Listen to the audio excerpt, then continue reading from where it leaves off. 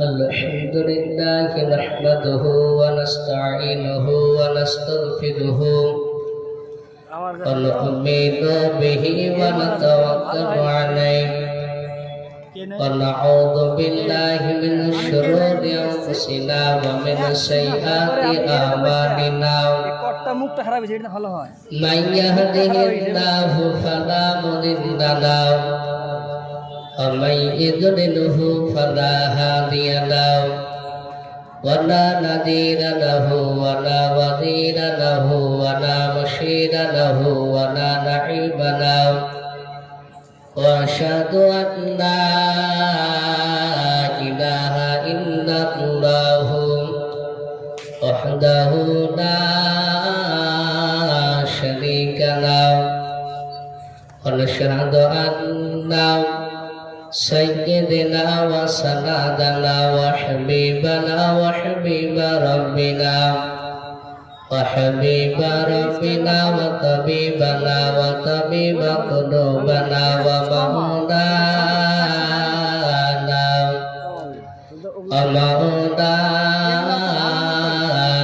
محمد عبده ورسوله أعوذ بالله من الشيطان الرجيم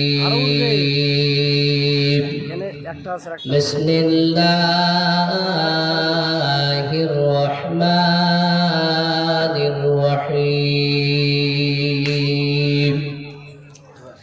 وما أرسلناك إلا رحمة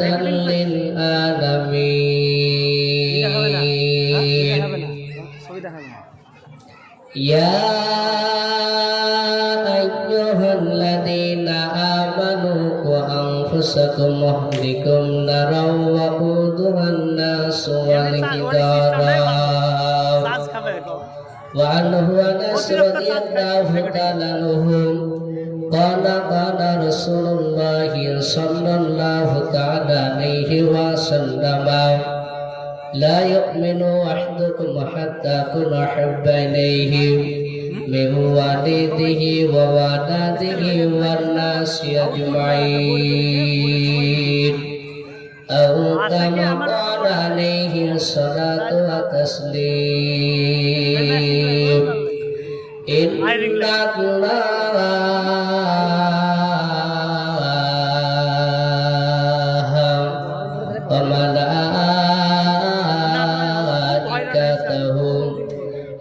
يصلون على النبي يا أيها الذين آمنوا صلوا عليه وسلموا تسليما شكرا محبت شكرا درود إبراهيم اللهم صل على محمد وعلى آل محمد كما صليت على إبراهيم وعلى آل إبراهيم إنك حميد مجيد اللهم بارك على محمد وعلى آل محمد كما باركت على إبراهيم وعلى آل إبراهيم إنك حميد مجيد سيدي ألم نبيجي سيدي ألم نبيجي شهي مدينة مدينة جايت النبي جهل روانا سيدي ألم نبيجي شهي مدينة مدينة جايت النبي جهل روانا قد كفر مأتن بشير نبيجي के मरबी बोले ওই যে ঘেরে বাসি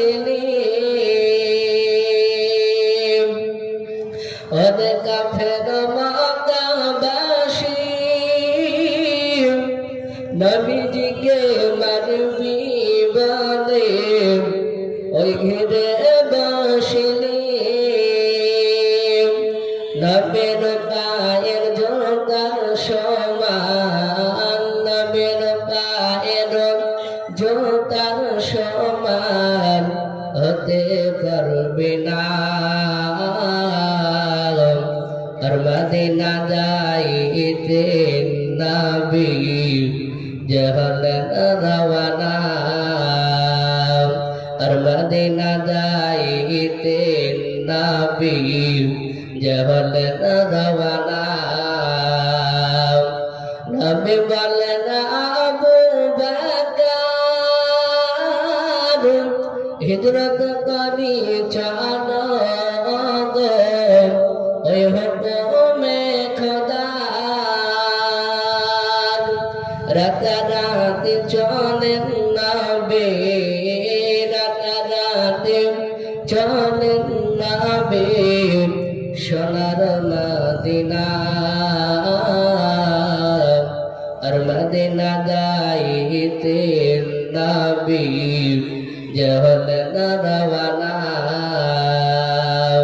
সৈয়দে আলম নবীজি, সৈয়দে আলম নবীজি শাহে মদিনা।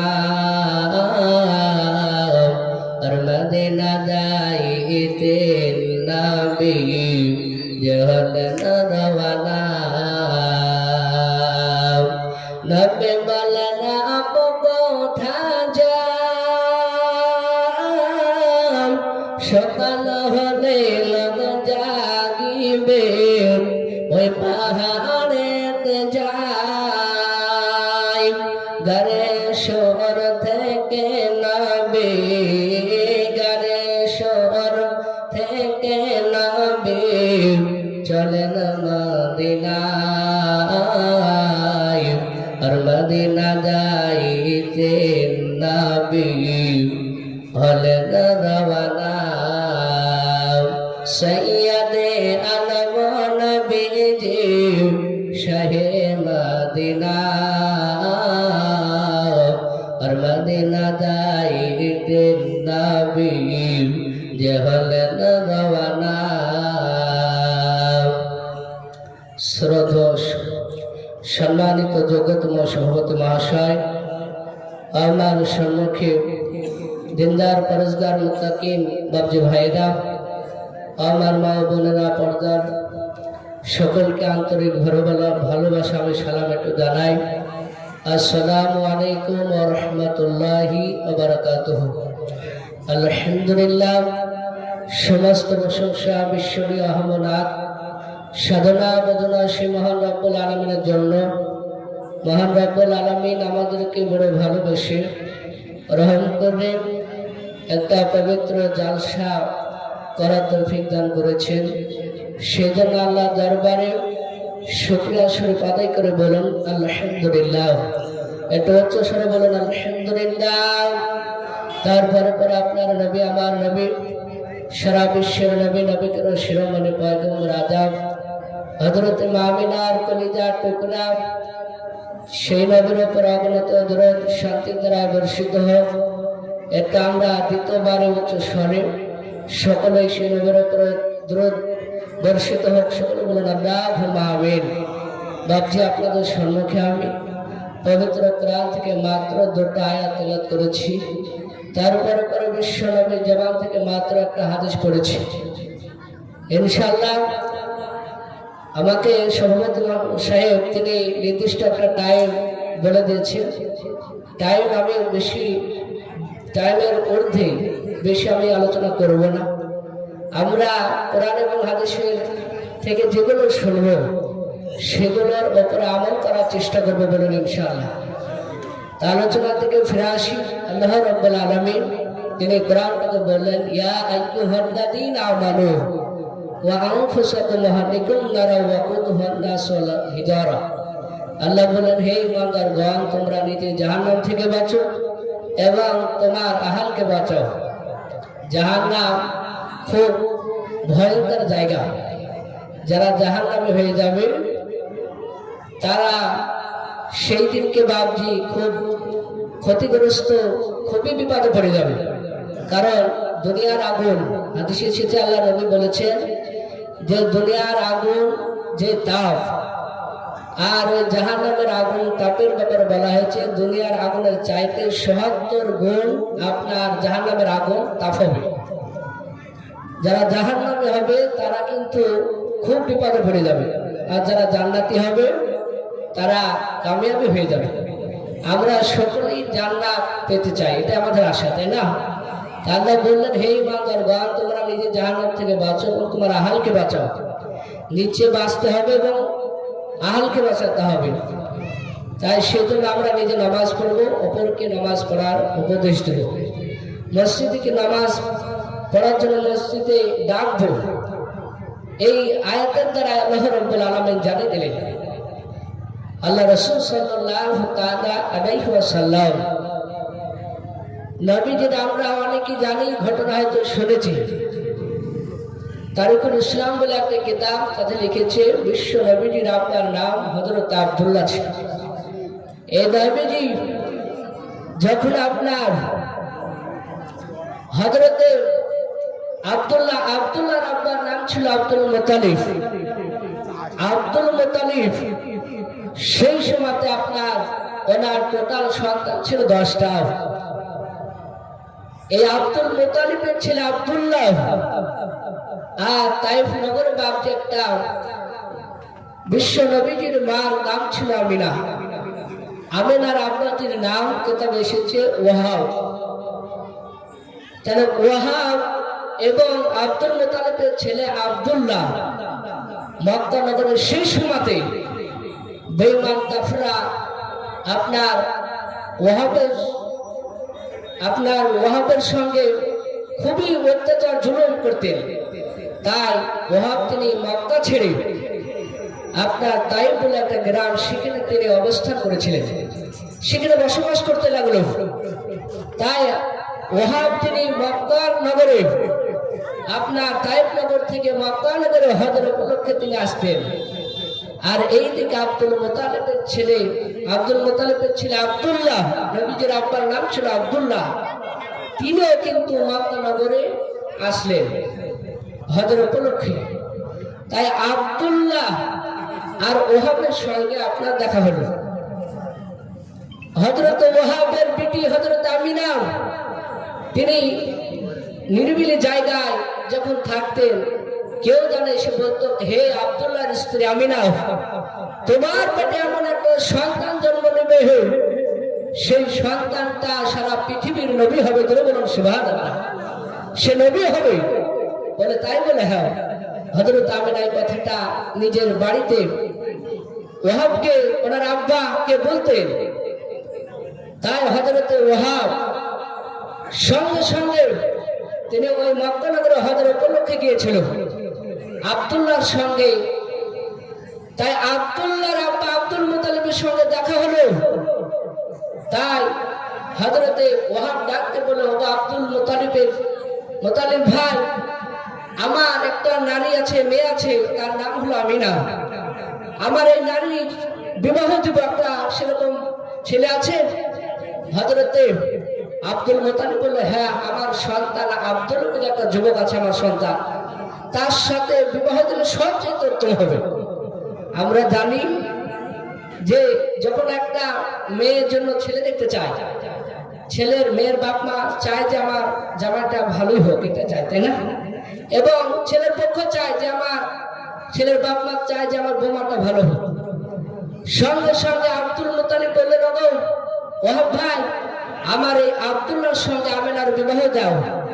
সঙ্গে সঙ্গে ওয়াহাব তিনি চিন্তা করলেন, আল্লাহ, আমার বিটি আমিনা তিনি যে জায়গায় দিতেন সেই জায়গায় কেউ জানে এসে বলতো, এ আমিনা, তোমার স্বামীর নাম হবে আব্দুল্লাহ, আর তোমার পেটে যে জন্ম নেবে যে সন্তানটা সে হবে মুহাম্মদ রাসূলুল্লাহ।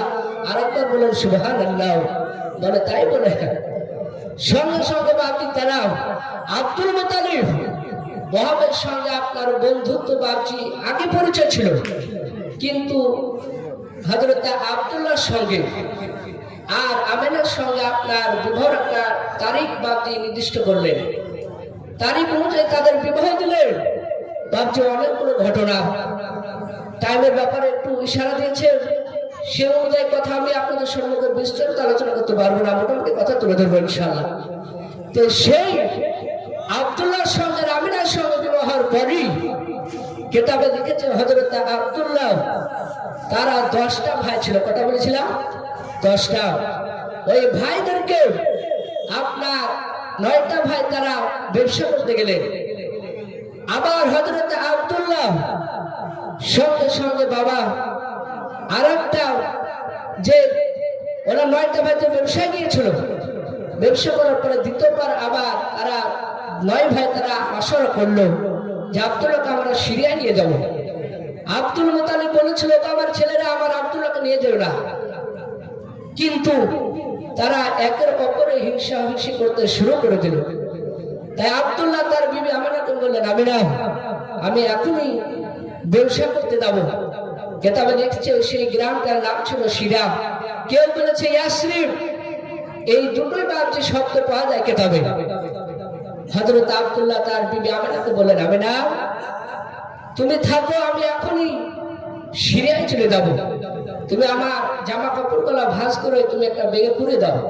অনেকে আমাদের মুসলমান ঘরের ছেলেরা যখন কেরালায়, বোম্বাই, চেন্নাই যায়, সেই সময় দুদিন আগে কিংবা একদিন আগে বিবিকে বলে আপনার জামা কাপড় ভাঁজ করে বাবজি সাবান তৈরি করে দেয়।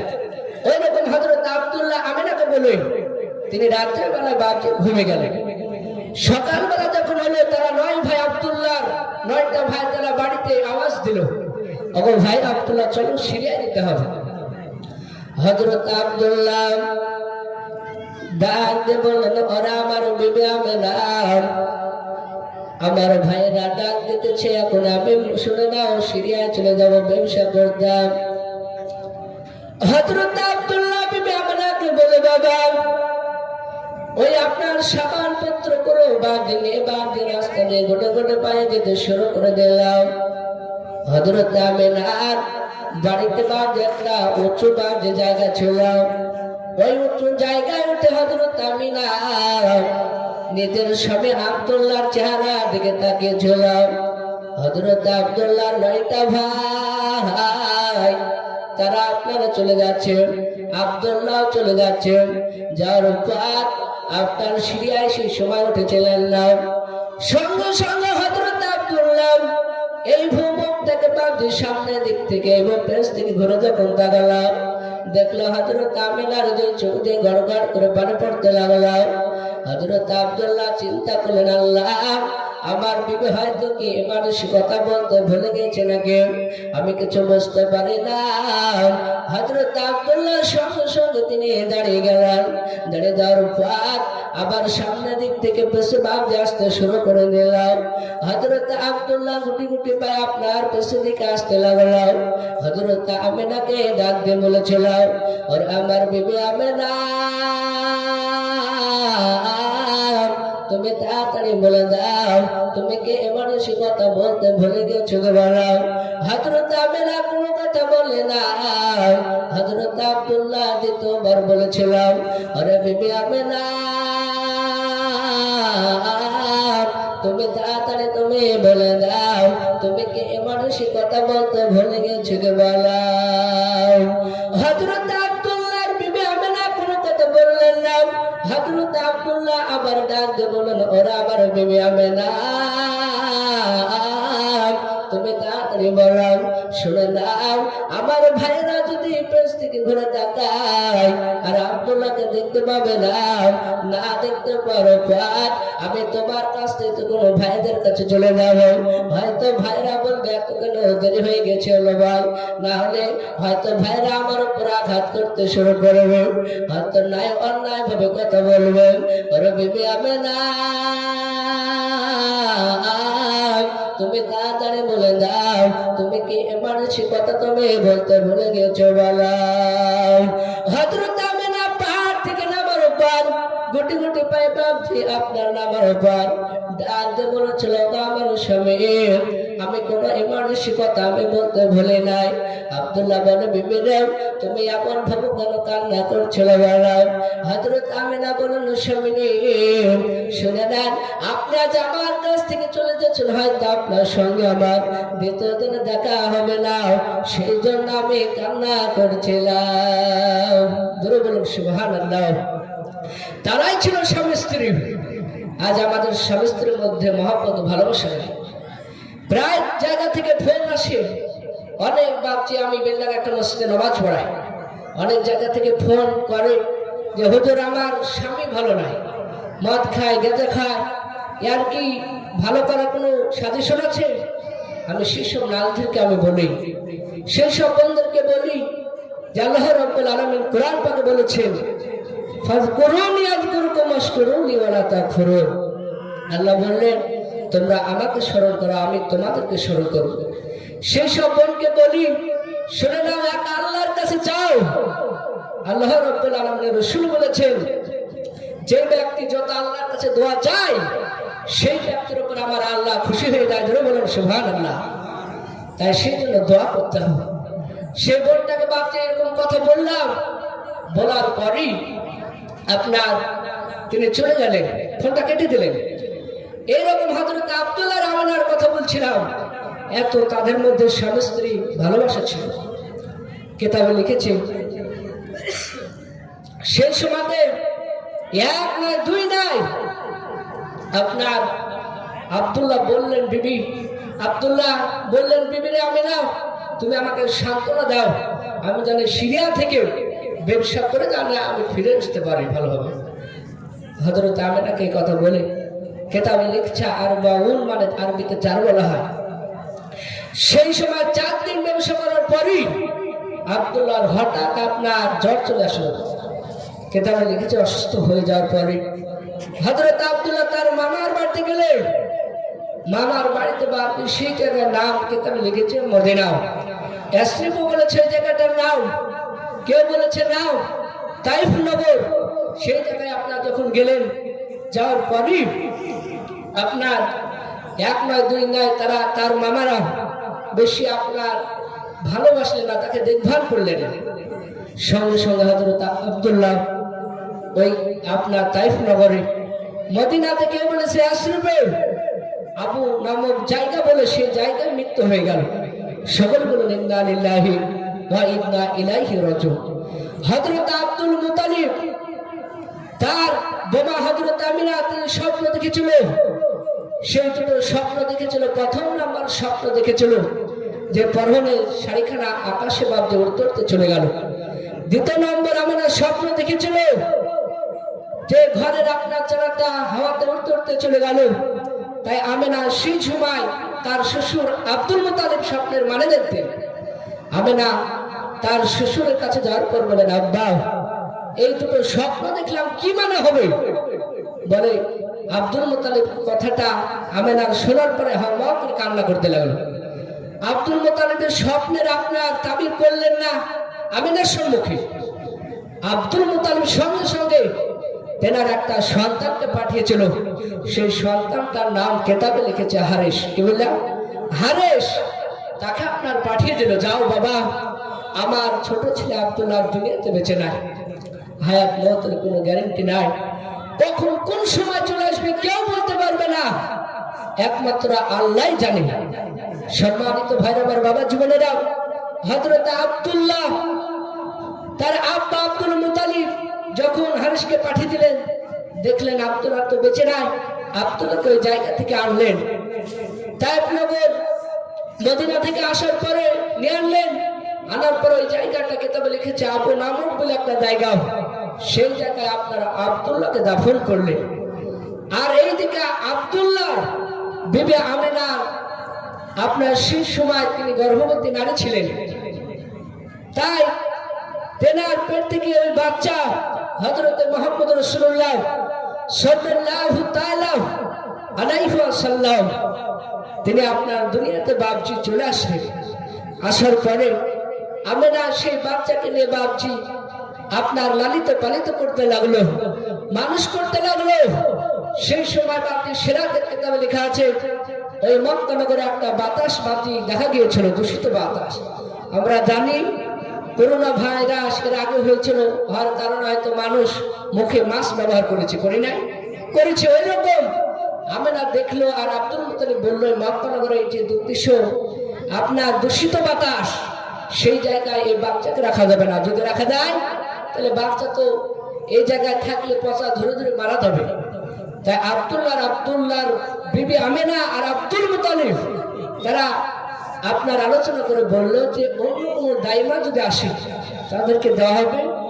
আর সেই সময় মক্কা নগরে মদিনা থেকে বলেন আর সামদেশ থেকে বলেন অন্য অন্য গ্রাম থেকে বাপটি তারা এই মক্কা নগরে বাচ্চা নিতে আসতো। নিয়ে যাওয়ার পরে তাদেরকে মানুষ করে আবার ফেরত দিত। ফেরত দেওয়ার কারণে তাদেরকে একটা আপনার মাইনা দেওয়া হতো, এনাম দেওয়া হতো। তাই আমার বিশ্ব রসুলকে হযরত আমেনা 3 দিন 4 দিনকার ছেলে আমেনা নিয়ে কোলে নিয়ে বাপজি বসে আছে। প্রথম নাম্বার একটা মেয়ে এসেছিল, সেই মেয়েটার নাম কিতাবে লিখেছে রোকিয়া বিনত আবু জাহাস। হযরত রোকিয়া আসার পর ডাক দিয়ে বলেন ওগো আমার বোন আমেনা, এত সুন্দর বাচ্চা আমি পৃথিবীতে প্রথম দেখলাম। ধরে বলুন সুবহানাল্লাহ।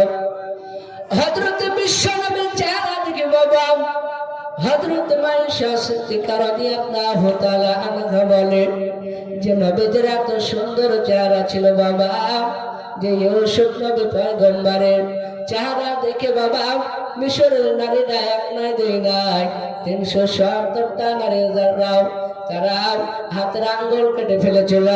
হযরত মায়েশা বলে ওই মিশরের নারীরা যদি আমার বিশ্ব নবী মুহাম্মদ রাসূলুল্লাহকে যদি দেখতো করে বাবা হাত কাটতে কাটতে কলিজা পর্যন্ত কেটে ফেলতো, তবু টের পেত না। বলুন সুবহানাল্লাহ। এত সুন্দর বাপজি চেহারা ছিল। হযরত আব্দুল্লাহর বিবি আমেনা নবীজিকে নিয়ে আপনারা বসে আছে। হযরত রোকেয়া ডাক বলুন ওরা আমার বোন আমেনা, এই বাচ্চা নিয়ে যাবো দাও। সঙ্গে সঙ্গে নবীকে নেওয়ার পর ডান দিককার গালে আপনার চুমা দিতে লাগলাম, বাম দিককার গালে চুমা দিতে শুরু করে দিলাম। চুমা দিতে দিতে দিতে দিতে বাবা রোকেয়া বলুন বোন আমেনা এই বাচ্চাটা নিয়ে যাবো, কিন্তু এই বাচ্চার আব্বা পৃথিবীর লোকে কি কাজ করে বলে দাও। হযরত আমেনা কোনো কথা বলে না। হযরত আব্দুল্লাহর বিবি আমেনা তিনি চুপ করে আছেন। রোকেয়া বলে বোন আমেনা এই বাচ্চা নিয়ে যাবো, শুনে নাও এই ছেলের আব্বা দুনিয়ার বুকে কি কাজ করে বললাম। হযরত রোকেয়া আব্দুল্লাহর বিবি আমেনা ডাকতে বলেছিল বোন রে এই ছেলের আব্বা দুনিয়ার বুকে বেঁচে নাই। রোকেয়া বলে বোন আমেনা শুনে নাও, যে ছেলে আব্বা দুনিয়ার বুকে বেঁচে নাই সেই ছেলেকে মানুষ করলে মোটা টাকা মা যাবে না, তোমার বাচ্চা তুমি নিয়ে নাও। আর যে ছেলের আব্বা দুনিয়ার বুকে বেঁচে আছে সেই ছেলেকে নিয়ে যাবো মানুষ করবা। মানুষ করার পর হয়তো মোটা টাকা বাবা। ওরা আমার বোন আমেনা তোমার বাচ্চা নিয়ে নাও। নবীকে কেউ নিল না। রোকেয়া আপনার ফেরতে চলে গেল। এই ভয় আপনার দুই নাই ৭০টা দাইমা আসার পর রোকেয়ার মতো বাপকে জিজ্ঞাসা করেছিল। যখন বলে বাপ বেঁচে নাই তখন তারা এক এক করে ফেরত দিয়ে চলে গেল। কিতাবে পাওয়া যায় বাবা আর একটা বাকি ৭১ নম্বর দাইমা হযরত হালিমা সাদিয়া রাদিয়াল্লাহু তাআলা আনহা আসার পর হযরত আমেনাকে ডাক দিয়ে বলেন আমেনা এত সুন্দর বাচ্চা তুমি আমাকে দিয়ে দাও। সঙ্গে সঙ্গে হালিমা আল্লাহ রসুলকে নিয়ে বাপজি আপনার চুমা দিতে শুরু করলাম। চুমা দিতে দিতে বলেছিল ওগো আমার বোন আমেনা এই বাচ্চাকে দেবে কে বলাও। হযরত আমেনা হ্যাঁ কি মানা কিছু না বলে হাও মা করে কান্না করতে লাগলাম। হালিমা বলে বোন আমেনা আমি তো তোমাকে কোনো আঘাতজনক কথা বলে নাই, দুঃখ দিয়ে কথা বলে নাই, শুধু বলেছে বাচ্চাকে দিবে কিনা বলো। হ্যাঁ কিংবা না কিছু না বলে হাউমা করে কেন কান্না কেন করতেছে বলাও। হযরত আমিনা কান্না করতে করতে বলেছিল, আরে আমার বোন হালিমা, তোমার পূর্বে এক নয় দুই নাই ৭০টা ২ মাসের পর তারা বলেছিল ছেলেরা আব্বা দুনিয়ার বুকে কি কাজ করে বেড়াও। যখন বলে বেঁচে নাই ছেলেরা আব্বা, তারা এক এক করে ফেরত দিয়ে চলে গেল।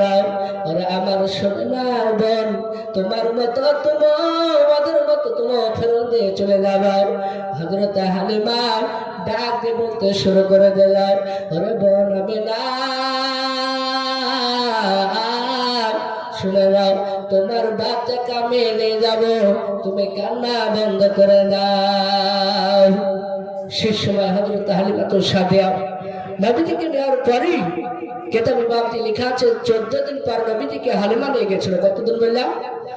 14 দিন পর, কেউ বলেছে 7 দিন পর, কিন্তু সিরাতুন নবী বলে একটা কিতাব তাতে লিখেছে 14 দিন পর হযরত হালিমাতুস সাদিয়া আল্লাহ রাসূল সাল্লাল্লাহু আলাইহি ওয়াসাল্লামকে আপনার ওই মক্কা নগর থেকে আপনার তায়েফ নগরে আপনার মদিনায় নিয়ে গিয়েছিলেন।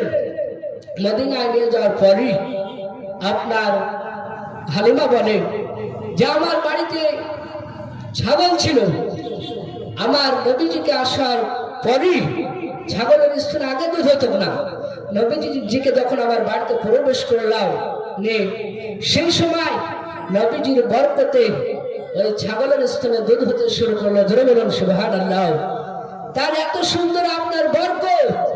হালিমা বলে আমার শরীরটা খুব ক্লান্ত ছিল, আর নবীজিকে যখনই নিয়ে গেলাম ক্লান্তটা আপনার দূর হয়ে গেল। বলুন আলহামদুলিল্লাহ। নবীজিকে এইভাবে মানুষ করতে লাগলো। কেতাবে লিখেছে হালিমাতুস সাদিয়ার 2টো সন্তান ছিল। ওই সন্তান দুটোর নাম, একটার নাম ছিল হুযায়ফা আর একটার নাম ছিল আব্দুল্লাহ। 2 ভাই। তারা সকালবেলায় আপনার ছাগল চড়াতে যেতেন। যখন ওই সূর্যটা আপনার যখন পশ্চিম দিকে অস্ত হতো, সন্ধ্যে দিকে যেত, সেই সময় হালিমাতুস সাদিয়ার 2 সন্তান বাড়িতে আপনার প্রবেশ করতেন। তাই হালিমাতুস সাদিয়া সন্তানকে নবীজি জিজ্ঞাসা করছে, ও ভাই হুযায়ফা, তোমাদেরকে সকালবেলা দেখতে পাওয়া যায় না, আর এই সন্ধ্যা যখন লাগে মাগরিবের পর সেই সময় দেখতে পাওয়া যায়, তোমরা কোথায় যাও ভাই? তো ভাই ডাকতে বলেছিল, গো ভাই মোহাম্মদ সাল্লাল্লাহু আলাইহি ওয়াসাল্লাম, শুনে নাও ভাই, আজ আমরা সকালবেলা আমরা ছাগল চড়াতে যাই, আর সন্ধ্যে যখন লেগে যায় তখন বাড়িতে ফিরে আসি। বাড়িতে চলে আসি, আমার নবীজি বললেন, ভাই তুমি তো হালিমার আপন ছেলের, আমি তো পালিত ছেলে, কিন্তু আমরাও তোমাদের সঙ্গে আমরা ছাগল চড়াতে যাবো, আমি ভাই নিয়ে দেবা? হযরত হুযায়ফা ডাকতে বলে, ভাই মোহাম্মদ শুনে নাও, আমার মা হালিমা তোমাকে যেতে দিবে না, কিন্তু শুনে না আমার পাড়ার ছেলেরা একসঙ্গে হয়ে আমরা আমার মা হালিমার কাছে আমি অনুমতি চাইব, তাহলে হয়তো যদি যেতে দেয় তাহলে তোমাকে নিয়ে যাবো। নবীজি বললেন, ওগো ভাই হুযায়ফা, যাও পাড়ার সমস্ত ছেলেদেরকে জানিয়ে দাও যে একসঙ্গে তোমরা আসো, আসার পর মা হালিমাতুস সাদিয়ার কাছে অনুমতি নাও, যাবো, আমিও মাঠে যাবো। পাড়ার সকল আপনার ছেলেদেরকে এক জায়গায় করলেন। হযরত হুযায়ফা আব্দুল্লাহর সঙ্গে সঙ্গে এক জায়গায় করলেন। করার পরই হালিমাতুস সাদিয়ার কাছে আপনার আসলেন। আসার পর বললেন, নবীজিকে মাঠে যাওয়ার অনুমতি দিয়ে দেন। হযরত হালিমাতুস সাদিয়া ডাক দিয়ে বললেন, বাবা আমার নবীজিকে তোমরা নিয়ে যাও না, হয়তো নিয়ে গেলে হয়তো ভোগ পাবে, হয়তো আমি কষ্ট পাবো, হয়তো রৌদ্র লাগবে, আমি কষ্ট পাবো।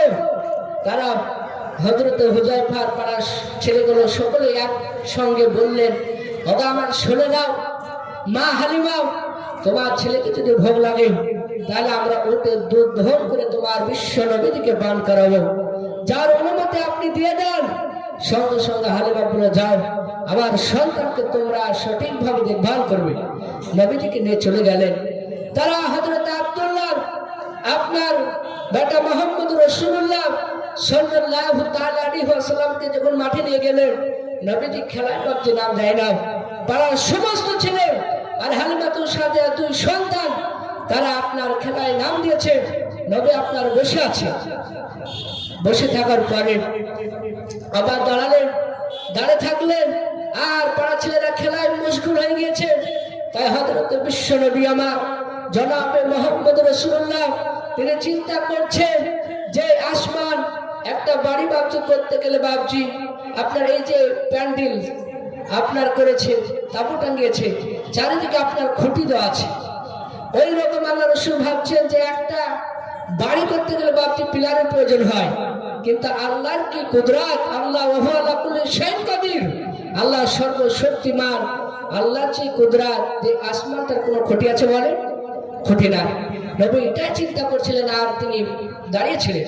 হঠাৎ করে বিশ্ব নবীকে দুইজন অপরিচিত ব্যক্তি আপনার আসলেন, আসার পর নবীকে আপনার তুলে নিয়ে পাহাড়ের উপরে নিয়ে চলে গেলেন। আল্লাহর নবীকে পাহাড়ের উপরে বাঁধে যখন ওই অপরিচিত দুইজন ব্যক্তি তারা নিয়ে চলে গেল, নিয়ে যাওয়ার পর নবীজির আপনার শরীর থেকে আপনার জামাটা যখন আপনার খুলে ফেললাম, খুলে ফেলার পর নবীজিকে বাবা ওই অপরিচিত ব্যাগ দিয়ে ওই ব্যাগে বাগতে একটা ধারালো বাগ দিয়ে অস্ত্র ছিল রে বাবা, ওই অস্ত্রখানা বেরো করে নবীজির আপনার কণ্ঠনারিতে বাগ দিয়ে আপনার ভরে দিলাম। দেওয়ার পর আপনার শরীরটা ফেলে ফেললাম।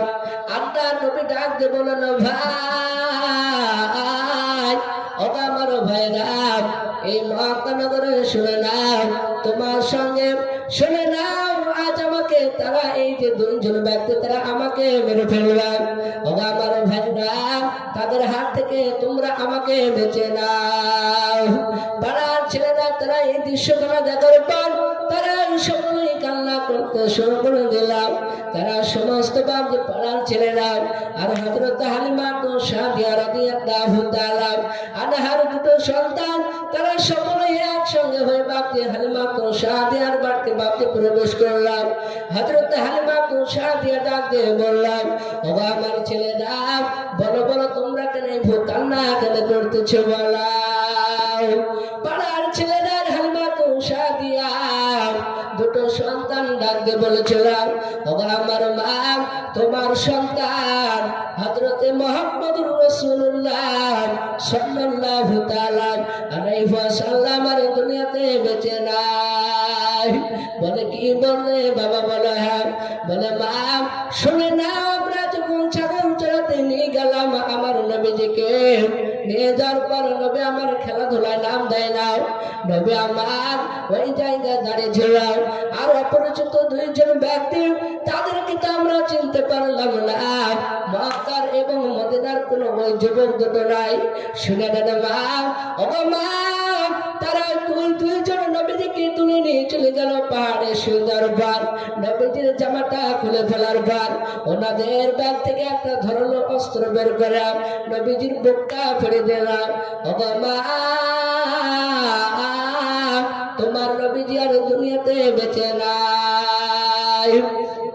হালিমা তো সাদিয়া কান্না করতে লাগলাম, কেঁদে কেঁদে বলেন, ওগো আমার ছেলেরা, বল বল আমার নবীজিকে কোথায় নিয়ে গেছি তাড়াতাড়ি বলে দাও।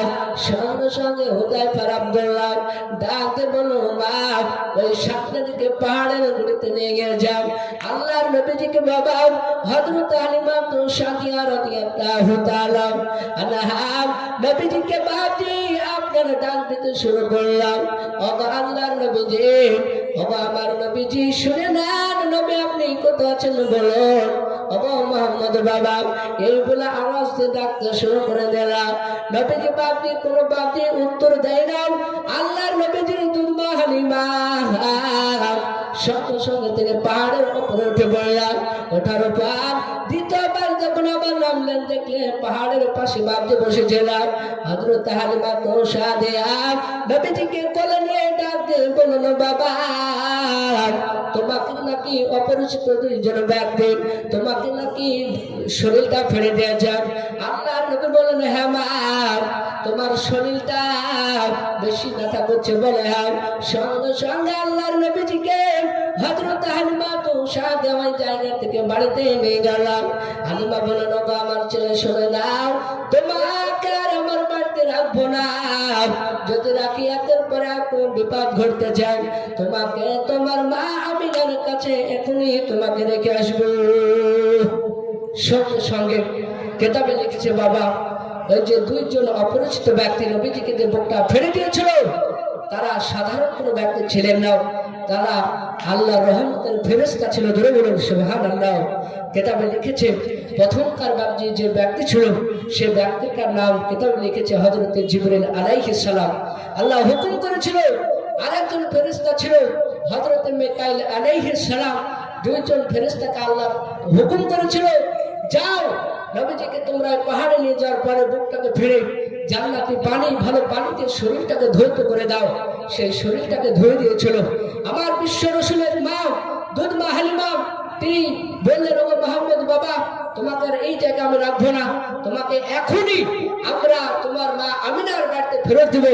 সঙ্গে সঙ্গে সেই বাচ্চাকে নবীজিকে যখন আপনারা নিয়ে গেলেন, নিয়ে যাওয়ার পর আমিনার বাড়িতে যখন ফেরত দিচ্ছেন আমিনাকে ডাক দিয়ে বললেন, হালিমা বললেন ওগো বোন আমিনা তোমার বাচ্চার উপরে এত মায়া মহব্বত বেড়ে গিয়েছে, তোমার নবীজিকে আমি রেখে আমি থাকতে পারবো না। আমিনা বললেন বোন হালিমা শুনে নাও, তোমার যখন মনটা খারাপ করবে সেই সময়তে তুমি আমার বাচ্চা নবীজিকে মুহাম্মদ সাল্লাল্লাহু আলাইহি ওয়াসাল্লামকে বাড়িতে নিয়ে যাবা। নিয়ে যাওয়ার পরে শুনে নাও, নিয়ে যাওয়ার পরে তুমি 3 দিন 4 দিন 5 দিন 6 দিন বাড়িতে রাখার পর আবার আমার বাড়িতে তুমি ফেরত দেবা।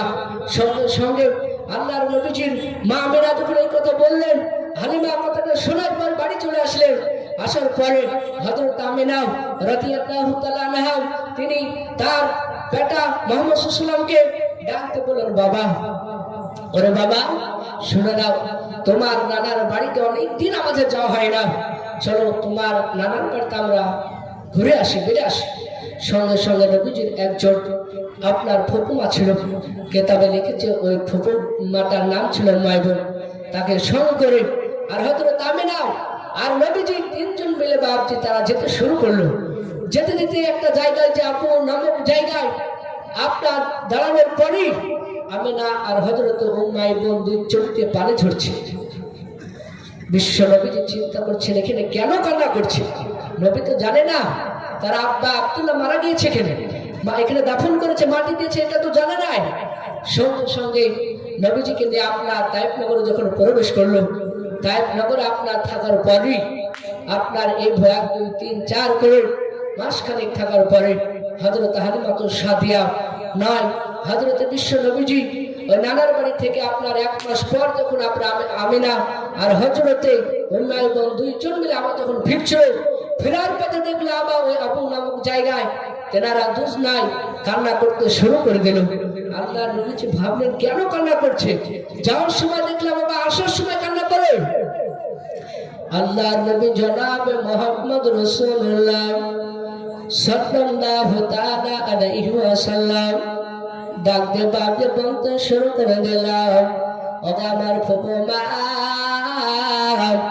যাওয়ার সময় তোমরা যেইভাবে কান্না করতেছিলাম আসার সময় তোমরা ওইভাবে কান্না করতেছো, তাড়াতাড়ি বলো কিসের জন্য কান্না তোমরা করছো বলো।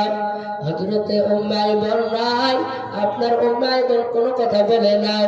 আল্লাহর নবী জনাবে মুহাম্মদ রাসূলুল্লাহ সাল্লাল্লাহু তাআলা আলাইহি ওয়াসাল্লাম তেনার মা আমিনার কাছে যাওয়ার পর ডাক দিয়ে বললেন মা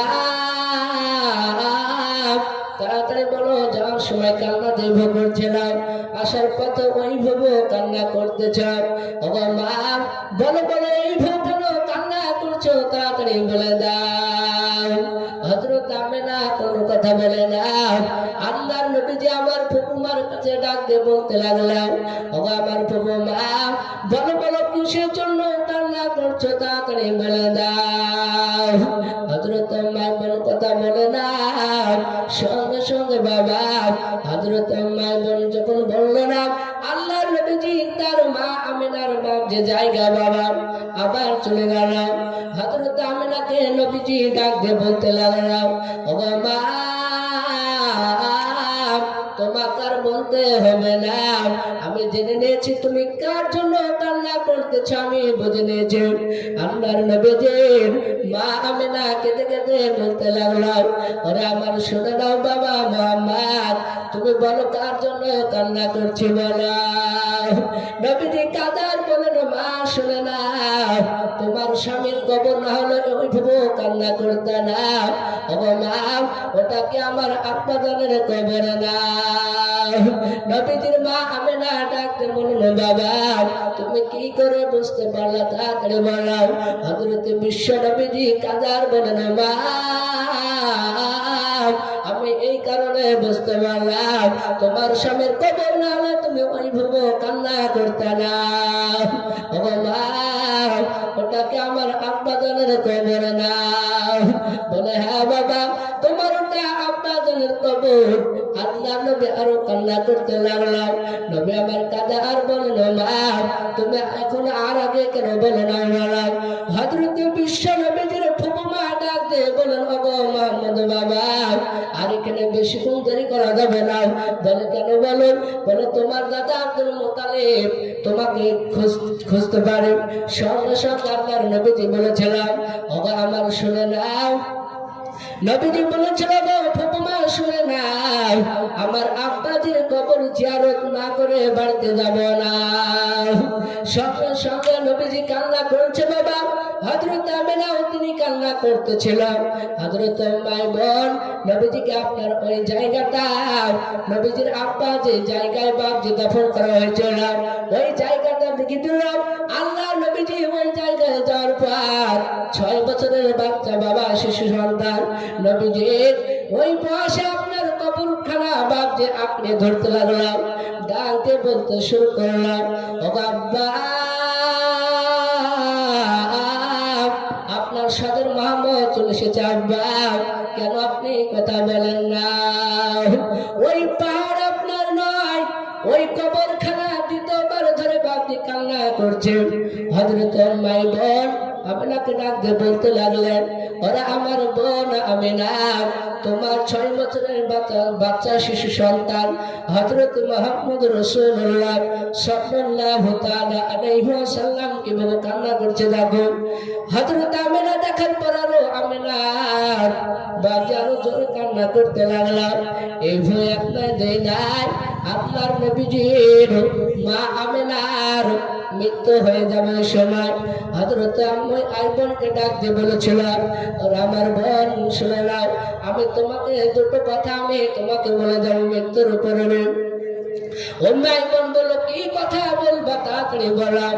হযরত বিশ্ব নবীজির মা আমিনা ডাক দিয়ে বলেছিলাম, আরে উম্মে আইবন বোন শুনে নাও, আমার মৃত্যুর আগে আমি তোমাকে যে দুটো কথা বলবো, 1 নম্বর কথা শুনে নাও, আমি মৃত্যু হওয়ার পর তুমি আমার নবীজিকে আমি না খেয়ে আমি খেতাম না। শুনে নাও, আমার নবীজিকে তুমি খাওয়ার পরে, নবীজিকে খাওয়ানোর পরে তুমি খাবাও।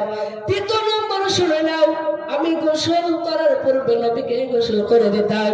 ওইভাবে তুমি গোসল না করে নবীজিকে আগে গোসল করে দেবা। আর না হলে তুমি যদি গোসল করো আর আমার তো ইন্তিকাল হওয়ার পরে আমার নবীজি বলবে, আমার মা যদি বেঁচে থাকতো তাহলে আমাকে গোসল না করে আমার ফুফুমা গোসল করতো না। সঙ্গে সঙ্গে মাই বোন ডাকতে বলুন, শোনো না বোনাবে না, আমি তোমার দুটো কথাই মেনে নিলাম, সেই দুটো কথাই তোমার পালন করব। সঙ্গে সঙ্গে হযরত আমিনারও মৃত্যু হয়ে গেল। সকলে বলুন ইন্না লিল্লাহি ওয়া ইন্না ইলাইহি রাজিউন।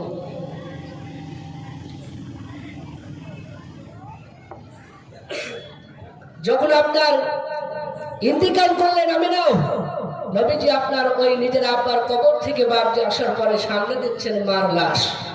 মা মা করে আওয়াজ দিচ্ছে, মা তো দুনিয়াতে বেঁচে থাকলে তো উত্তর দেবে। সঙ্গে সঙ্গে নবীজি আরো কান্না করতে লাগলেন। বাপজি সেই জায়গায় হযরত আমিনারও মাকামে আবুয়া ওই জায়গায় আপনার দাফন করে বাড়িতে চলে আসছেন উম্মে আইমনের সঙ্গে। আসার পরে সেই সময় আব্দুল মুত্তালিব নবীজিকে আপনার দেখভাল করতেন। হযরত বিশ্ব নবী মুহাম্মদ রাসূলুল্লাহ সাল্লাল্লাহু তাআলা আলাইহি ওয়াসাল্লাম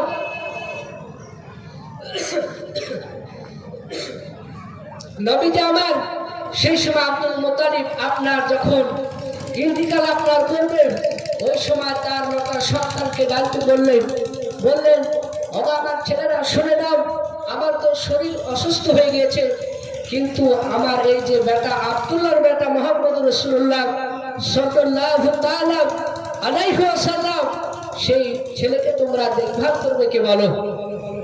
সমস্ত ছেলেরা, তার মধ্যে আব্বাস বলে একজন ব্যক্তি ছিলেন, আব্দুল মুতালিবের ছেলে, নবীজির চাচা। সেই সময় আব্দুল মুতালিব বলেছিল, ওগো আমার শোনে নাও মুহাম্মদ, তুমি তোমার এই চাচা আব্বাসের কাছে থাকো। সেই সময় আব্বাসের টাকা পয়সাওয়ালা ব্যক্তি, সে টাকা পয়সা অনেক ছিল। নবীজি বললেন, না, আমি আমার চাচা আবু তালিবের কাছে থাকবো। এইভাবে আবু তালিবের কাছে থাকলেন। থাকার পরে আপনার এইভাবে নবীজি আস্তে আস্তে যখন বড় হলো, বড় হওয়ার পরে যখন 25 বছর বয়স হলো, সেই সময় আল্লাহর নবীজির উপরে যখন কোরআন নবুয়ত আপনার প্রাপ্ত হলো, কোরআন নাযিল হলো, হওয়ার পরে হযরত খাদিজাতুল কুবরা রাদিয়াল্লাহু তাআলা আনহার সঙ্গে আপনার নবীজির বয়স যখন 25 বছর ছিল, আর খাদিজা যখন 40 বছর বয়স ছিল, সেই সময় আপনার বিবাহ হয়েছিল। তারপরে তার আপনার কোরআন এবং নবুয়ত প্রাপ্ত হয়েছিল। হওয়ার পরে নবীজি আমার খাদিজাকে বাড়িতে রেখে বলতেন, খাদিজা, আমাকে আল্লাহ পাক নবী রাসূল করে পাঠিয়েছে, আমার কলেমার দাওয়াত দেবো, মানুষকে দ্বীনের দিকে আহ্বান করবো, ডাকবো। নবীজি এই কথা বললেন খাদিজাকে। খাদিজা বললেন, স্বামী গো, আপনি যান। মক্কা নগরে সেই সময় হাদিসে পাওয়া যায়, মক্কা নগরে সেই সময়তে 100% মানুষের মধ্যে আপনার বলা হয়েছে রসুলকে বাদী 90% বেঈমান কাফেররা তারা আপনার মেনে ছিল না। 10% মানুষ তারা নবীকে নবী বলে তারা স্বীকার করেছিল। তাই মক্কা নগরের ওই 90% মানুষ নবীর উপরে ঠাট্টা তামাশা আপনার করতে শুরু করলো। তাই নবীজির দুই চোখ দিয়ে আপনার পানি ঝরছে। নবী আমার ওই মক্কা ছেড়ে তাই নগরে আপনার যখন প্রবেশ করলেন, নবী আমার চিন্তা করলেন, আল্লাহ, এই বেঈমানদের অত্যাচার আমাকে মক্কাতে থাকা লাগবে না। আপনার মক্কা থেকে তাইফ নগরে যখন প্রবেশ করলেন, নবীজি ভাবলেন যে এই তাইফ নগরে অনেক বড় বড় বাদশা আছে, তাদেরকে আমি কলেমার দাওয়াত দেব। তারা যদি এক নবীকে যদি নবী বলে মেনে নেয়, আল্লাহকে যদি মেনে নেয়, তাহলে তারা তো ইসলামের উপকার হবে। আর উপকার যদি হয়, তাহলে আর ওই মক্কা নগরের বেঈমানের হাত থেকে আমি নাজাত পেয়ে যাব। আল্লাহর নবী আমার যখন তাইফ নগরে যখন প্রবেশ করলাম, প্রবেশ করার পর 3 জন বাদশা হাদিসে পাওয়া যায়, 3 জন বাদশা যখন ছিল, প্রথম নাম্বার বাদশাকে বলেছিল, ওগো বাদশাহ, আপনি আমাকে এক নবী বলে মেনে নেন। প্রথম নাম্বার বেঈমান বলেছিল, ওগো আল্লাহর নবী, আপনাকে আমরা নবী বলে মানব না। দ্বিতীয় নম্বর বেঈমান বাদশাহ আল্লাহর নবীজি বললেন, ওগো বাদশাহ, আমাকে নবী বলে মেনে নেন। দ্বিতীয় নম্বর বেঈমান তিনি নবীজির কথা ভাবতে অস্বীকার করলেন। নবী আমার 3 নম্বর বেঈমান বাদশাকে বলেছিল, ওগো বাদশাহ, আমাকে আপনি নবী বলে মেনে নেন, এক আল্লাহ বলে মেনে নেন। 3 নম্বর বেঈমান তিনিও বলেছিল, আল্লাহর নবীজি, আপনার কথা শুনতে আমাকে ভালো লাগে না। নবীকে তারা মানল না। তারা 3 জন বাদশা ডাকতে বলল, ওগো আল্লাহর নবীজি, এখন আপনি এই তাইফ নগর থেকে এখন বের হয়ে বাড়ি চলে যান, নাহলে আপনাকে আমরা মেরে দেব। আল্লাহর নবী বললেন, আমি বাড়ি থেকে এই তাইফ নগর থেকে বের হচ্ছি, সঙ্গে সঙ্গে 3 জন বাদশা আপনার তারা বাচ্চা ছেলেদেরকে, বাবা তাইফ নগরের বাচ্চা ছেলেদেরকে জানিয়ে দিল, ওরে বাবা, যাও, ওই তাইফ নগরের একজন পাগল এসেছেন, সেই নবীকে তোমরা মেরে দুনিয়ার বুক থেকে বিদায় করে দাও। তেনারা আর দুনিয়াতে যদি না বেঁচে থাকে, এটা আমরা চাই। সঙ্গে সঙ্গে বাবা যুবক ছেলেরা আল্লাহর নবী জনাবে মুহাম্মদ রাসূলুল্লাহকে মারার জন্য বাদে তারা সকলে বাদে তৈরি হয়ে গেল। নবীজির সম্মুখে আসার পর প্রথম নাম্বারে একটা বাবজি কপালে আপনার পাথর, নবীজির বাবজি কপালে নিশানা শুরু করে বাবজি তাইফ নগরের যুবক একজন পাথর একটা বাবজি মেরে দিলাম, নবীজির কপালটা ফেটে গেল, নবীজির ওই কপাল থেকে আপনার রক্ত আপনার পড়তে শুরু করলো মাটিতে। এইভাবে তো আরেকজন ব্যক্তি পাথরখানা মেরেছিল, আল্লাহ নবীজির আপনার শরীর থেকে বাবা কপাল থেকে ওই রক্তটা বাবা আবার পড়তে লাগলাম। আল্লাহ নবী কাঁদে আর বলেন, বাবা তোমরা আমাকে মেরো নাও, আমি তোমাদের পয়গম্বর রাসূল শুনে নাও। ওরে বাবা তোমরা আমাকে মেরো নাও, আমি তোমাদের কাছে কি অন্যায় অপরাধ করেছি রে বাবা? আমি তোমাদের কাছে একটাই কারণ এসেছি, আমি পয়সার জন্য আসি নাই, টাকার জন্য আসি নাই রে বাবা, একটাই কারণে এসেছি, শুনে নাও।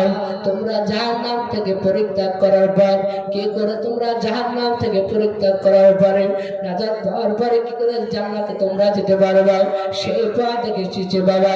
তোমরা আমাকে মেরো নাও, তাদের বাড়ি দিলে রব হলো না, আবার পাথর কানা বাড়তি 3 নম্বর পাথর মেরেছিলাম। এই ভয় এক নাই দুই নাই বাবা 70 খানা পাথর বাড়ি মেরেছিলাম। আল্লাহ নবী কাদার বলেন, বাবা তোমরা আমাকে মেরো নাও, তাদের বাড়ি দিলে রব হলো না, পাথর খানা মেরে বাড়ি আবার আঘাত করে আল্লাহর নবীজি বাপজি কান্না করতেছিল বাবা।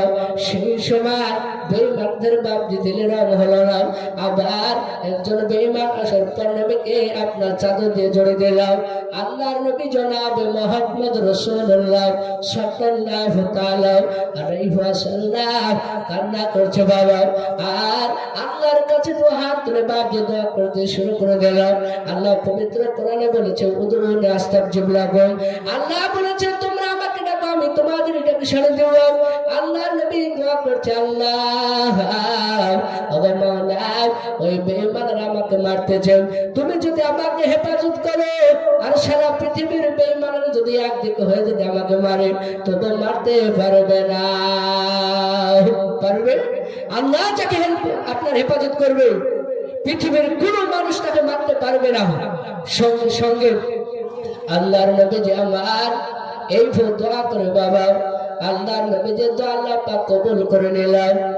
আল্লাহ জিবরিল আলাইহিস সালামকে ডাক দিয়ে বলেন, ওগো জিবরিল শুনে নাও, তুমি আমার নবীজির কাছে চলে যাও, যার পর নবীজি তোমাকে যেটা উপদেশ দেবে হুকুম করবে সেই হুকুম অনুযায়ী তুমি কাজ করে দাও। হযরত জিবরিল আলাইহিস সালাম আল্লাহর নবীজির কাছে আসার পর সালাম জানালেন, আসসালামু আলাইকা ইয়া রাসূলুল্লাহ ইয়া হাবিবাল্লাহ। জিবরিল আলাইহিস সালাম আল্লাহর নবীজির বাপজির শরীরের দিকে যখন তাকালাম, কপালের দিকে তাকে জিবরিল আলাইহিস সালাম তিনি কান্না করতে শুরু করে দিলেন। আল্লাহর নবীজিকে বাবা জিবরিল আলাইহিস সালাম ডাক দিয়ে বলতে লাগলেন, ওগো আল্লাহর নবীজি আপনি একবার হুকুম দেন, ওই বেঈমান মক্কা এবং তায়েফের যে যুবকরা আপনাকে মেরেছে রাসূল শুনে নেন, আপনি একবার হুকুম দেন, এই তায়েফ নগরে যত পাহাড় রয়েছে পাথর রয়েছে সমস্ত পাহাড়গুলো তুলে ওই বেঈমান কাফেরদের মাথায় চাপিয়ে আমি মেরে দেব। আল্লাহ নবীজি বললেন, ওগো জিবরিল শুনে নাও, আল্লাহ আমাকে রহমতের নবী করে পাঠিয়েছে, আজ তাদেরকে মেরে দেবো। তারা হয়তো আমাকে চিনতে পারেনি তাই মেরেছে, আগামীতে তার ছেলে মেয়েরা হয়তো আমাকে আমার কলেমাকে বিশ্বাস করে নেবে, আল্লাহকে বিশ্বাস করবে। ওগো জিবরিল শুনে নাও, মারতে হবে না। নবীজি নিষেধ করলেন। সঙ্গে সঙ্গে নবীজির কথা কি জিবরিল শুনবে না? অবশ্যই শুনবে।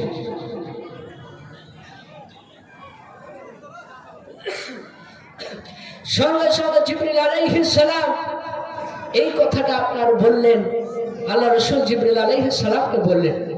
সঙ্গে সঙ্গে আল্লাহ নবীজি ওই কথাটাই আপনার শুনেছিলেন। জিবরিল আলাইহিস সালামের নবীজির কথা জিবরিল আলাইহিস সালাম শুনলেন। শোনার পর জিবরিল আলাইহিস সালাম আবার চলে গেলেন। সম্মানিত ভাই আমার বাবা জীবনেরা, এইভাবে আল্লাহ রাসূল সাল্লাল্লাহু তাআলা আলাইহি ওয়াসাল্লামকে এই দিনকে প্রতিষ্ঠিত করেছে। তাই সকল বাচ্চাদেরকে বলবো, মা বোনেদের সকলকে বলবো, দিন বাপটি এমনি এমনি আসে নাই। অনেক নবী রাসূলেরা বাপটি কষ্ট করেছিল। আল্লাহ রাব্বুল আলামিন 1,24,000 নবী রাসূল, মতান্তরে 2,24,000 রাসূল দুনিয়াতে আল্লাহ যে পাঠিয়েছে, এতগুলো বাপটি নবীর মধ্যে একজন নবী হযরত মুসা কালিমুল্লাহ আলাইহিস সালাম, তিনি আল্লাহকে প্রশ্ন করলেন। দুটো প্রশ্ন করেছিল। প্রথম নম্বর প্রশ্ন করলেন, আল্লাহ, সবচাইতে তোমার কাছে প্রিয় বান্দা কারা? আল্লাহ ডাকতে বলেন, হে মুসা, ওই ব্যক্তি প্রিয় আমার কাছে যে ব্যক্তি আমার এই অন্য একটা ব্যক্তিকে ভালো উপদেশ দিয়ে ডাকবে, সেই ব্যক্তি আমার কাছে সবচেয়ে প্রিয়। আল্লাহ পাক এটা মুসা নবীকে বললেন। মুসা নবী বলছেন, আল্লাহ তোমার কাছে সবচেয়ে কোন ব্যক্তি প্রিয়? তা আল্লাহ বলেন, মুসা, যারা একজন ব্যক্তি আর একজন ব্যক্তিকে ভালো কথা উপদেশ দিবে, দিয়ে ডাকবে, তারাই হলো আমার কাছে সবচেয়ে প্রিয়। দ্বিতীয়বার জিজ্ঞাসা করলেন। দ্বিতীয়বারই আল্লাহ একই কথা বললেন। আল্লাহর নবী বললেন, মুসা নবী বললেন, ও আল্লাহ, তাহলে তার প্রতিদান নেকি কতটা পাওয়া যাবে? আল্লাহ বললেন, হে মুসা, নেকি অতটা পরিমাণ পাওয়া যাবে, এক একটা কথা যে বলবে, ভালো উপদেশ দিবে অন্য ব্যক্তিকে, এক একটা কথার অনুযায়ী, এক একটা কথার বিনিময়ে তার আমল নামায় 1 বছরের ইবাদতের নেকি, তার আমল নামায় নেকি লেখা হবে। ধরে বলুন সুবহানাল্লাহ। তাই ছেলে নিজে নামাজ পড়বে, অপরকে উপদেশ দেবে, ভালো কথা বলবে, ডাকবো মসজিদে, ইনশাআল্লাহ আমরা ডাকবো ইনশাআল্লাহ। আল্লাহ কবুল করে। মুসা নবী দ্বিতীয়বার বলছে, আল্লাহ, সব চাইতে তোমার কাছে নিম্ন ব্যক্তি কারা, খারাপ কারা? আল্লাহ রাব্বুল আলামিন বললেন, হে মুসা, যারা দুনিয়াতে অহংকার করবে, বাপ, অহংকার করা যাবে না। আপনার কোটি কোটি টাকা আছে, আর আপনি একটা মানুষকে আপনি কিছু মনে করছেন না, এটা করা যাবে না বাপজি। তাই সকলকে বলবো, আল্লাহ দেনেওয়ালা, আল্লাহ কেড়ে নেওয়ালা, আল্লাহ দেবে, আল্লাহ নিয়ে নেবে, টের পাবেন নাও। সম্মানিত ভাইরা, আমার বাবা জীবনেরাও, তাই আমাদেরকে বাপজি অহংকার থেকে বাঁচতে হবে। আমার বিশ্ব নবী জনাবে মুহাম্মদ রাসূলুল্লাহ সাল্লাল্লাহু তাআলা আলাইহি ওয়াসাল্লামের কথা বলছিলাম। এই বাপজি 1, 2, 3, 4 করে কলেমার দাওয়াত দিতে দিতে আবার যখন খাদিজার বাড়িতে ফিরতেন, খাদিজাকে বলতেন, খাদিজা, ওরে জামিনুনি, খাদিজা, দেখো আমার শরীরটা কিভাবে আঘাত করেছে বেঈমানেরাও। খাদিজা নবীজির শরীরটাকে দেখে খাদিজাও তিনি আফসোস করতেন। নবীজিকে খাদিজা এত ভালোবাসতেন। হযরত খাদিজাতুল কুবরা রাদিয়াল্লাহু তাআলা আনহার অনেক বাপজি ঘটনা বাপজি কিছুটা আপনাদের সম্মুখে আমি ইনশাআল্লাহ তুলে ধরব। সম্মানিত ভাইরা, আমার বাবা জীবনেরা, হযরত খাদিজার মৃত্যুর সময় আল্লাহর নবীজিকে বলেছিলেন, ও আল্লাহর রাসূল, আপনাকে আমি ওসিয়ত করব, সেই 3টে কথা আপনাকে মানতে হবে। আল্লাহর নবী বলেন, খাদিজা, সেই 3টে কথা কি, তাড়াতাড়ি বলো। খাদিজা বলেন, ও আল্লাহর নবীজি, প্রথম নাম্বার, আপনাকে কথা মানতে হবে, আমার যখন ইন্তেকাল হয়ে যাবে সেই সময় আপনি আমার জানাজাটা পড়াবেন। খাদিজা বলেন, নবী গো, দ্বিতীয় নম্বর কথা শুনে নেন। নবী বলেন, খাদিজা, দ্বিতীয় নম্বর কি, তাড়াতাড়ি বলে দাও। খাদিজা বলেন, ইয়া রাসূলুল্লাহ, ইয়া হাবিবাল্লাহ, ও আল্লাহর নবীজি, দ্বিতীয় নম্বর কথা আপনাকে বলে শুনে নেন, আপনি আমাকে দাফন করার পূর্বে আপনার যে পাঞ্জাবির টুকরা, সেই পাঞ্জাবির টুকরা আপনি আমার শরীরে দিয়ে দেবেন। 3 নম্বর, নবী বলেন, 3 নম্বর কি কথা, তাড়াতাড়ি বলো। খাদিজা ডাকতে বলে, ও আল্লাহর নবীজি, শুনে নেন, 3 নম্বর কথা আপনাকে বলে, ও আল্লাহর নবী, আপনি আমাকে যখন দাফন করে আসবেন, ওই সময় সাহাবায়ে কেরাম যারা থাকবে, তারা যখন মানুষেরা চলে আসবে, ওই সময় নবী আপনি আসবেন না। নবী বলেন, কারণটা কি, বলেন। আল্লাহ নবীজির বেমে হযরতে খাদিজা ডাকতে বলেন, নবী গো, 1 নম্বর শুনে নেন, আপনার যে ওই জামাটা আপনাকে আমার শরীরে দিতে বলেছিলাম, একটাই কারণ, আপনার জামার বরকতে হয়তো আমার ডান দিকের মাটি বাম দিকে আসবে না, বাম দিকের মাটি ডান দিকে যাবে না। আল্লাহর নবীজির বিবি খাদিজা 2 নম্বর বলেছিলাম, আপনি আপনি যখন ওই কবরের গড়িতে থাকবেন, হয়তো আল্লাহর রহমতের ফেরেশতারা যখন আসবে, আমাকে তিনটা যখন প্রশ্ন করবেন, মান রব্বুকা, তোমার রবকে ছিল বলো, মান নবুকা, তোমার নবীকে ছিল বলো, মান দিনুকা, তোমার দিনকে ছিল বলো। ওগো আল্লাহর নবীজি, ওই সময় আপনি যখন থাকবেন তখন ভয় আর লাগবে না। আপনি থাকবেন না, হয়তো আমি ওই ফেরেশতাদেরকে দেখে আমি প্রশ্নের উত্তর ভুলে যাব। আল্লাহর নবী বলেন, ওগো খাদিজা, আমি তোমার তিনটে কথাই আমি মানব, সেই তিনটে কথা আমি মেনে নেব।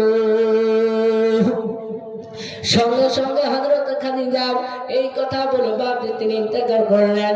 সকলে বলেন ইন্না লিল্লাহি ওয়া ইন্না ইলাইহি রাজিউন। আল্লাহর নবী যে খাদিজার আপনার গোসল করে বাবা তিনি আপনার জানাজাটা পড়ালেন।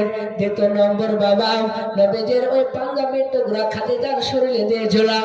3 নম্বর বাবা আল্লাহর নবী যে খাদিজাকে যখন জানাজা পড়ানোর পর যখন আপনার দাফন করতে নিয়ে গেলেন, নিয়ে যাওয়ার পর দাফন করার পর আল্লাহ নবীজি কবরের গোড়াতে বাঁধে দাঁড়িয়েছিলাম। আমার আল্লাহ জিবরিল আলাইহিস সালামকে ডাকতে বলেন, শুনে নাও আমার দোস্ত হাবিবুল্লাহ জনাবে মুহাম্মদ রাসূলুল্লাহ সাল্লাল্লাহু তাআলা আলাইহি ওয়াসাল্লামকে আর শুনে নাও ওই জায়গায় দাঁড়িয়ে থাকতে নিষেধ করো, আর যাতে না দাঁড়ায়। ওই নবীজি দাঁড়িয়ে আছে নিজের বিবের জন্য। ওই যে তিনটে প্রশ্ন করবে ফেরেশতারা, সেই তিনটে প্রশ্নের উত্তর আমি সহজ করে দেব, বলুন সুবহানাল্লাহ। সঙ্গে সঙ্গে জিবরাইল আলাইহিস সালাম বললেন, নবী আপনি আর চিন্তা করবেন না, আল্লাহ রাব্বুল আলামিন জানিয়ে দিয়েছেন, আমাকে পাঠিয়েছে আপনার কাছে, আপনি চিন্তা করবেন না, আপনি এখান থেকে চলুন। সঙ্গে সঙ্গে সে ফেরেশতা দুটো ফেরেশতা মুনকার নাকির তারা আসার পরে তিনটে প্রশ্ন করেছিল খাদিজাকে, সেই প্রশ্নের উত্তর দিয়েছিল। ভাই আমরা সকলে আমরা এই দুনিয়ার বুক থেকে ত্যাগ করে চলে যেতে হবে। কেউ আপনারা বলতে পারবেন যে আমরা চিরস্থায়ী দুনিয়াতে বেঁচে থাকতে পারবো, এরকম লোক কেউ আছেন বলেন? কেউ বলতে পারবে না। আল্লাহ বলেছেন কুল্লু নাফসিন যায়কাতুল মাউত, যার জান রয়েছে তার মৃত্যুর স্বাদ গ্রহণ করতে হবে। দুনিয়াতে আসার সিরিয়াল আছে, যাওয়ার সিরিয়াল নাই। আসার সিরিয়াল বাপ থেকে ছেলে এইভাবে আসছে, কিন্তু যাওয়ার কিন্তু সিরিয়াল নাই। বাপ বেঁচে আছে, ছেলে চলে যাচ্ছে, দাদা আর বেঁচে আছে, দাদি বেঁচে আছে, নাতি নাতনি চলে যাচ্ছে। ভাই কোনো গ্যারেন্টি নাই। হয়তো আপনারা ভারতবর্ষের খবর হয়তো আপনারা অনেক ইউটিউব মোবাইলে আপনারা ওই ফেসবুকে দেখছেন, পরিস্থিতি খুবই খারাপ, মুসলমানদেরকে বাপজি মেরে দেওয়ার ষড়যন্ত্র করছে। কিন্তু যতদিন আপনার দুনিয়াতে ইমানদার থাকবে পৃথিবীতে, ততক্ষণ পর্যন্ত বেঈমানরা কিছু করতে পারবে না। তাই প্রত্যেকটা বাপজি ভাইদেরকে, মা বোনদের সকলকে বলবো, আমরা ইনশাআল্লাহ 5 ওয়াক্ত নামাজ সকলে পড়বো, বলেন ইনশাআল্লাহ। যারা পড়ি আর যারা পড়ি না তারাও ইনশাআল্লাহ আজ থেকে শুরু করবো, এবং মা বোনদের সকলকে বলবো তারাও পড়বে ইনশাআল্লাহ। আল্লাহ পাক আপনাদের সকলকে কবুল করে, বলুন আল্লাহুম্মা আমিন। বাপজি একজন সাহাবা, নবীর বিশিষ্ট সাহাবা ছিলেন। ওই সাহাবাটার নাম কিতাবে লিখেছে হযরত আলকামা রাদিয়াল্লাহু তাআলা আনহু, বিশিষ্ট সাহাবা। তিনি নবীজির বাপজি 1 2 3 4 করে 7 8 9 10 11 12 বছর পর্যন্ত আপনার খেদমত করেছেন। খেদমত করার পর আপ্যায়ন করলো, নবীজির সম্মান করলো, কিন্তু মৃত্যুর সময় ওই সাহাবা আলকামার দুনিয়ার সমস্ত কথা বের হচ্ছে, কিন্তু কলেমা জবান থেকে বের হচ্ছে না। কিছু সাহাবা খবর দিল, সাহাবার আবার নবীজিকে খবর দিল, নবী আবার সঙ্গে সঙ্গে চলে আসলেন। আসার পরে নবীজি আলকামার ডান দিককার আপনার কাছে বসে পড়ল। আল্লাহ নবী বললেন, আলকামা পড়ো কলেমা লা ইলাহা ইল্লাল্লাহু মুহাম্মাদুর রাসূলুল্লাহ সাল্লাল্লাহু আলাইহি ওয়াসাল্লাম। হযরত আলকামা ইহর ডান দিক থেকে আপনার বাম দিকে মুখটা ফিরে নিল। আল্লাহর নবী আমার বাম দিককার আপনার পাশে আপনার বাম দিকে বসে নবীজি আমার ডাকতে বলতে লাগলো, আলকামা দ্বিতীয়বার তুমি কলেমা প্রথম যে পড়লে না, দ্বিতীয়বার তুমি পড়ে নাও লা ইলাহা। হযরত আলকামা রাদিয়াল্লাহু তাআলা আনহু বাম দিক থেকে আপনার ডান দিকে আপনার মুখটা ফিরে নিলাম। আল্লাহর নবীজি সাহাবাদেরকে লক্ষ্য করে বলতে লাগলো, ও আমার সাহাবারা তাড়াতাড়ি তোমরা বলে দাও এই জায়গায় সাহাবার আব্বা মা পৃথিবীর বুকে বেঁচে আছে কে বলাও। সাহাবায়ে কেরাম রাদিয়াল্লাহু তাআলা আনহু আজমাইন বলে দাও, ডাকতে বলেন ইয়া রাসূলুল্লাহ, ইয়া হাবিবাল্লাহ, নবী শুনে নেন এই সাহাবার আব্বা পৃথিবীর বুকে বেঁচে নাই, মা বেঁচে আছে। আল্লাহর নবী বলেন ও আমার সাহাবারা শুনে নাও, নিশ্চয় কোন এই আলকামার মাকে দুঃখ জনম কথা বলেছে, দুঃখ দিয়ে আঘাত দিয়ে কথা বলেছে, তাই সেই জন্য কলমা মুখ থেকে জবান থেকে বের হয় না। আল্লাহর নবী বলেন ও আমার সাহাবারা শুনে নাও, এই আলকামার মাকে ডেকে নিয়ে আসো। হযরত আলকামা রাদিয়াল্লাহু তাআলা আনহুর জনম দক্ষিণে মা, তিনি আসার পর আল্লাহর নবীজি ডাক দিয়ে বলেছিলেন ও আলকামার মা, আপনি বলে দেন আপনার ছেলেকে আপনাকে দুঃখ দিয়ে কথা বলেছে বলেন। হযরত আলকামার মা ডাক দিয়ে বলেছিল ও আল্লাহর নবীজি, আমার সন্তান আমাকে আঘাত দিয়ে কথা বলেছে, দুঃখ দিয়ে কথা বলেছে। আল্লাহর নবীজি ডাক দিয়ে বলেন ও আলকামার মা, আপনার সন্তানকে আপনি ক্ষমা করে দেন। হযরত আলকামার মা কেঁদে কেঁদে বলেন নবী গো, আমার সন্তান আমাকে আঘাত দিয়ে কথা বলেছে, দুঃখ দিয়েছে, আমার সন্তানকে আমি কোনোদিনই ক্ষমা করব না। আল্লাহর নবী বলেন ক্ষমা করবে না, জাহান্নামে চলে যাবে, তো চলে যায়, তবে আমার ছেলেকে আমি ক্ষমা করব না। আল্লাহর নবী বলেন ও আলকামার মা, আমি পয়গম্বর রাসূল, ওই সাহাবার পক্ষ থেকে আমি আপনাকে দ্বিতীয়বার বলি আপনার সন্তানকে আপনি মাফ করে দেন। আল্লাহর নবীজির ওই সাহাবা আলকামার মা ডাক দিয়ে বলেছিল ও আল্লাহর নবীজি, আপনি একবার করেন, আপনি যদি আবার বলেন আমার সন্তানকে আমি মাফ করব না। আল্লাহর তরফ থেকে বাকি হুকুম হলাম, আপনার কাঠ এক জায়গায় বাবজি জমা করলাম, করার পর ওই কাঠে আপনার আগুন বাবজি জ্বালিয়ে বাবজি সাবাল আমাকে আপনার ওই কাঠে বাবজি জ্বলন্ত আগুনে বাবজি পড়ে নেবে। দেখবেন মা বাপ কোন সন্তান ছেলে মেয়ে যদি অন্যায় করে, কিন্তু বাপ মা সেই সময় সন্তানের সহ্য সহাতে পারে না, সহ্য করতে পারে না, কিন্তু পরে কিন্তু আপনার মাফ করে দেয়। সঙ্গে সঙ্গে আলকামার মার সম্মুখে বাবা ওই আলকামাকে জ্বলন্ত আগুনে আপনার ফেলতে যাবে। আল্লাহর নবীজিকে আলকামার মা ডাক দিয়ে বলেন ও আল্লাহর নবীজি,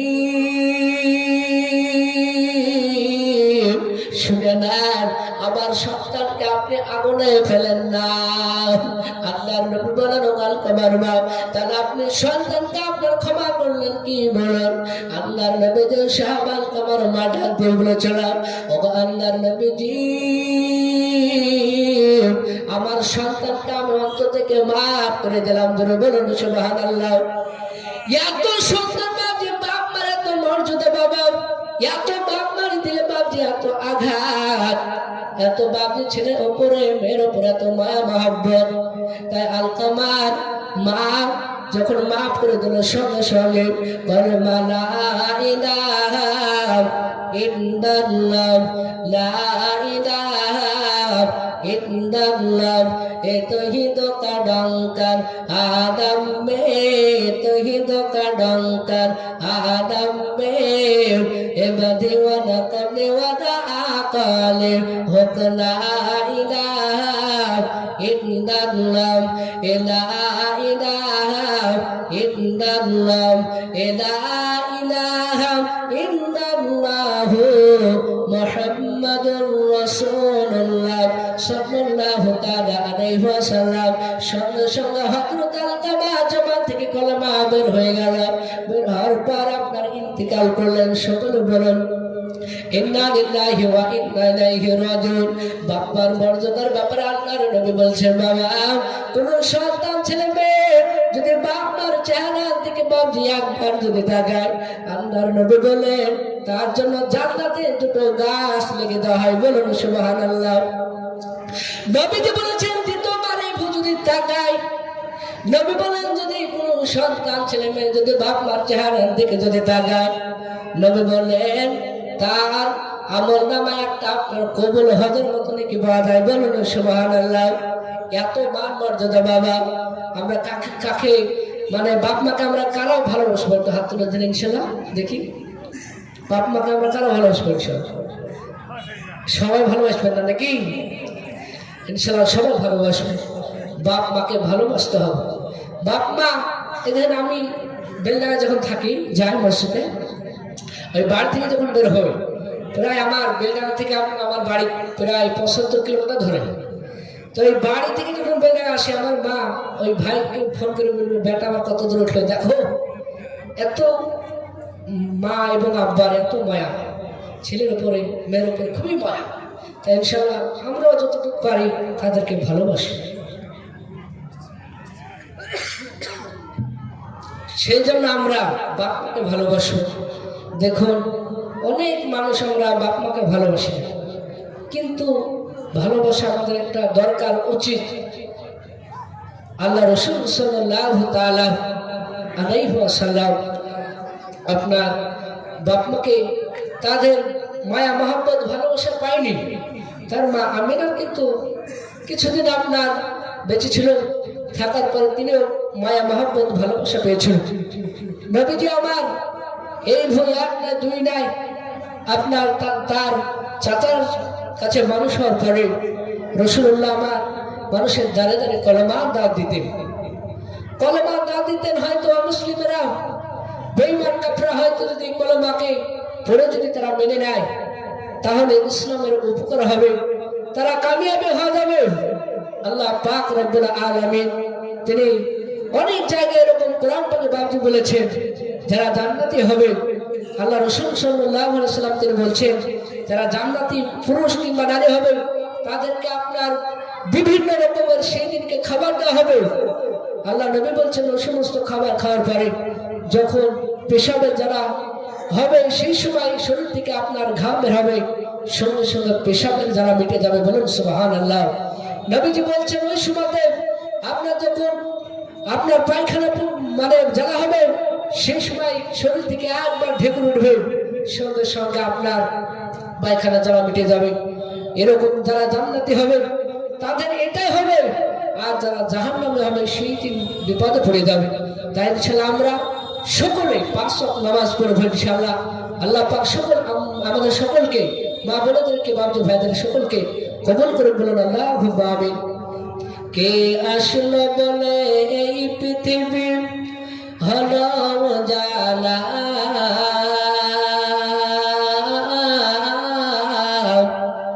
কে গাইল এসে সামনের গান সঙ্গ কাফেরা,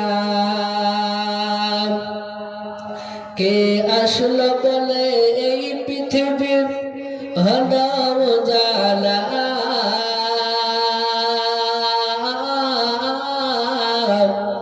কে গাইল এসে সামনের গান সঙ্গ কাফেরা। আহমদ মুহাম্মদ যিনি আখিরি নবী,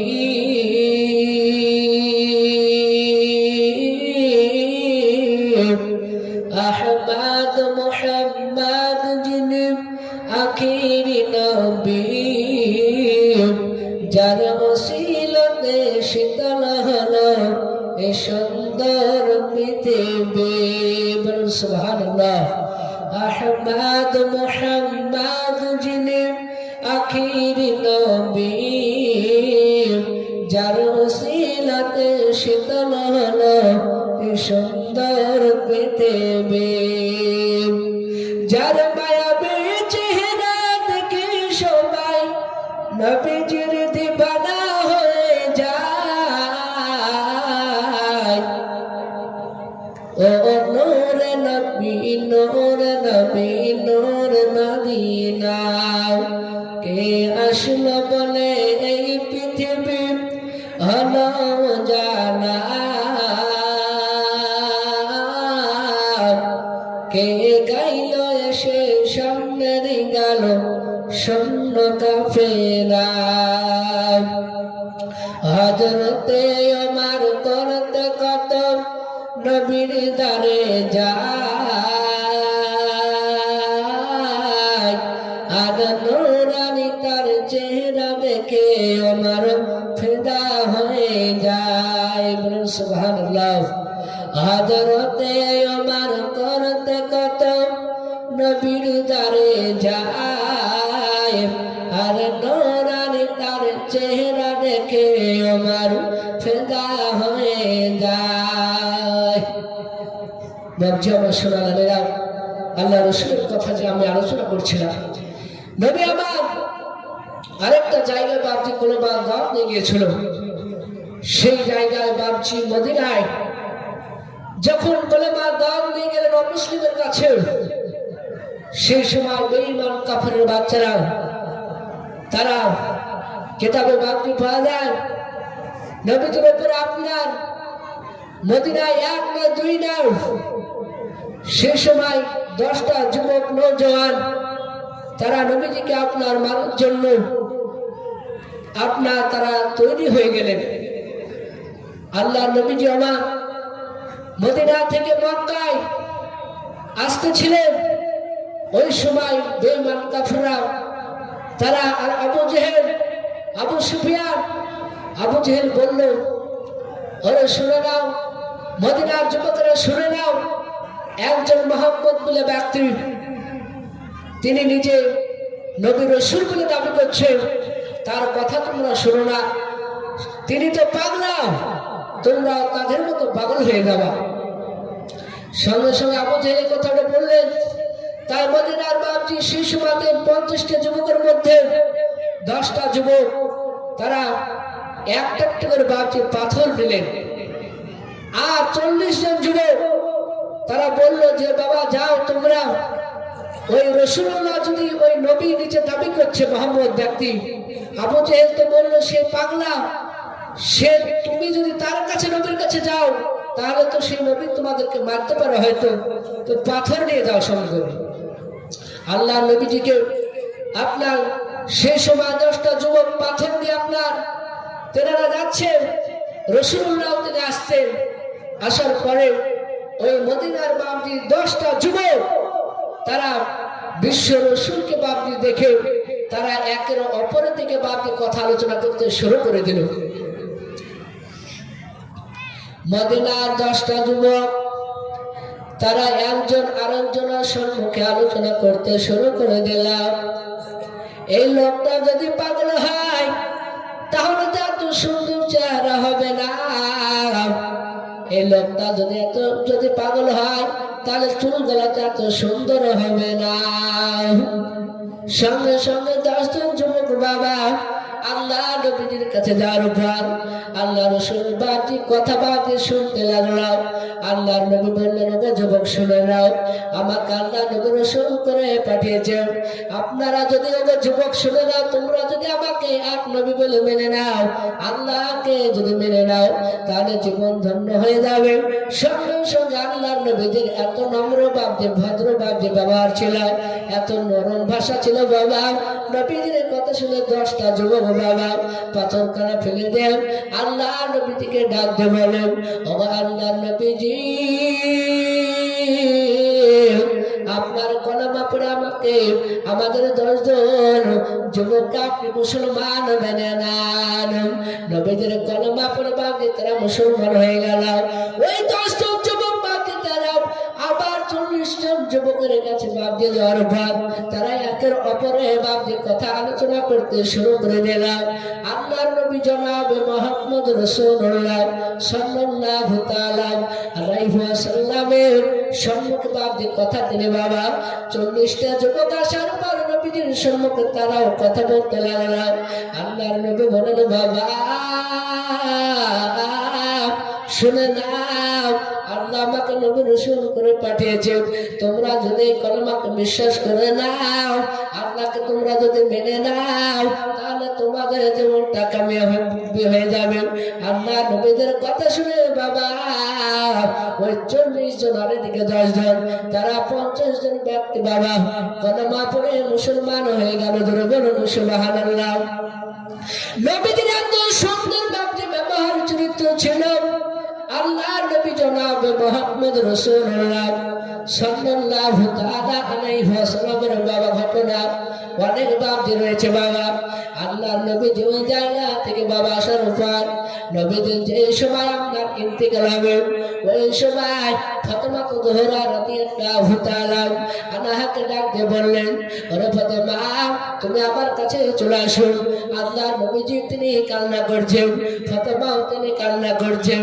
আল্লাহর নবী বলেন, ফাতেমা শুনে দাও, তুমি কান্না করো না। তো ভাবছি এই বলে আমার বক্তব্য আমি ইনশাল্লাহ শেষ করছি। আরো বলার ভাবছি, এখনো বলার ইচ্ছা ছিল, কিন্তু সময়ের একটা সভাপতি সাহেব তিনি সময় একটা নির্দিষ্ট করে দিয়েছেন। এরপরে যদি আপনারা কোনোদিন যদি আমাকে নিয়ে আসেন তাহলে ইনশাল্লাহ বিস্তারিত আলোচনা হবে। বা সকলকে বলবো এবং বাচ্চা ভাইদের সকলকে বলবো, মা বোনদের সকলকে বলবো 5 ওয়াক্ত নামাজ আমরা ইনশাল্লাহ সকলে পড়বো। যারা পড়ে আলহামদুলিল্লাহ, যারা পড়ি না তারা সকলে পড়বো বলেন ইনশাল্লাহ। এবং আপনারা সকলে আমার জন্য দোয়া করবেন এবং আপনাদের জন্য আমরা সকলে ইনশাল্লাহ দোয়া করব। আমার বন্ধু হাফেজ ফারুক সাহেব তেনার নাম্বারটা দিচ্ছি, যদি আপনারা কোথায় ডাকেন আশেপাশে তাহলে ডাকতে পারেন। 97 34 34 04 71, 97 34 34 04 71। এই বলে আমার বক্তব্য আমি শেষ করলাম। আখিরি দাওয়ানা আলহামদুলিল্লাহি রাব্বিল আলামিন। আসসালামু আলাইকুম ওয়া রাহমাতুল্লাহি ওয়া বারাকাতুহু। মাশাআল্লাহ, আলহামদুলিল্লাহ। ধন্যবাদ আমাদের আজকের এই অনুষ্ঠানের বিশেষ অতিথি জনাব হযরত আব্দুর রহমান সাহেবকে একটি সুমিষ্ট ভাষায় সুমিষ্ট কণ্ঠে এত সুন্দর